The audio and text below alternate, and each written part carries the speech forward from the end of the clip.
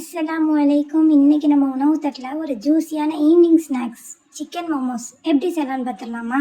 இதுக்காக ஒரு 300 கிராம் மைதா எடுத்திருக்கேன். அது ஒரு 1/4 டீஸ்பூன் உப்பு ஆட் பண்ணிக்கிறேன். கை பொறுக்க அளவுக்கு வெந்நீர் வச்சு அதில் ஒரு டேபிள் ஸ்பூன் ஆயில் ஆட் பண்ணி இந்த மாவில் ஊற்றி பிணைஞ்சிக்கலாம். சப்பாத்தி மாவு மாதிரி இறுக்கமாக பிணைஞ்சிக்கோங்க. வெந்நீர் ஊற்றி மோமோஸ் மாவு பிணையும் போது மோமோஸ் அவிச்ச உடனே கூட அது ஆறி போனாலும் காஞ்சி போகாமல் இருக்கும்.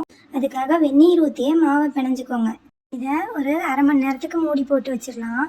இப்போ ஸ்டஃபிங் ரெடி பண்ண பிரெஸ்ட் பீஸ் போன்லெஸ் சிக்கனை இந்த மாதிரி மிக்சி ஜாரில் கொடுத்து கொரகொரப்பாக அரைச்சி ஒரு பவுலுக்கு ட்ரான்ஸ்ஃபர் பண்ணிக்கிறேன்.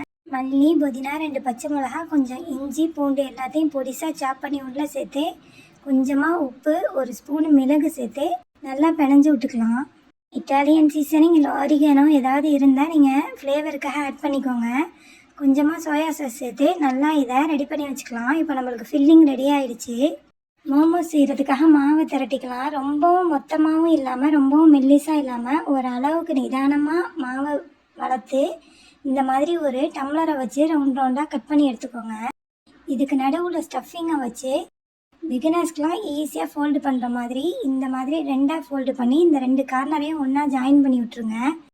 எல்லாரும் அவங்கவுங்க வீடியோவில் எத்தனையோ மாதிரி மெத்தடில் மோமோஸ் மடித்து காமிச்சாலும் இது ஒரு ஈஸியான எலிகண்ட்டான மெத்தடு.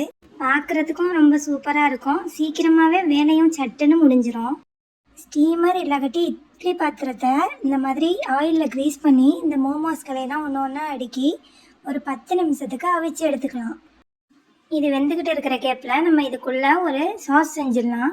4 தக்காளி, 3 வரமிளகாவை வெந்நீரில் அவிச்சு இந்த மாதிரி தோல்களை எடுத்துட்டு ஒரு 3 பல்லு பூண்டு இது கூட சேர்த்து அரைச்சிட்டு வந்துடுறேன். பூண்டு பற்களை நீங்கள் அவிக்கணும்னு அவசியம் இல்லை, அதை பச்சையாகவே இது கூட சேர்த்துக்கலாம்.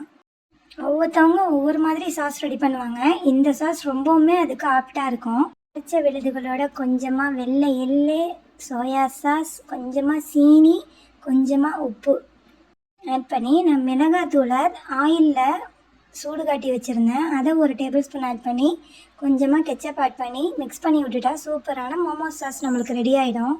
எந்த ட்ரை ஹாப்ஸ் இருந்தாலும் சேர்த்துக்கோங்க. நான் இன்றைக்கி ஆரிகானோ சேர்த்துக்கிறேன். புளிப்பு, உரப்பு, இனிப்பு 3மே சேர்ந்த ஒரு சூப்பரான சாஸ் இது.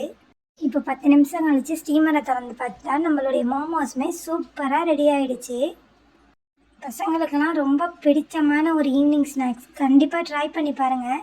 என்னோடய சேனல் இப்போ தான் உங்களை ஃபஸ்ட்டு ரீச் பண்ணுதுன்னா மறக்காமல் சப்ஸ்கிரைப் பண்ணி உங்கள் ஃப்ரெண்ட்ஸ் அண்ட் ஃபேமிலி கூட ஷேர் பண்ணுங்கள். இன்னும் ஒரு ரெசிபியில் சந்திக்கலாம். அஸ்ஸலாமு அலைக்கும்.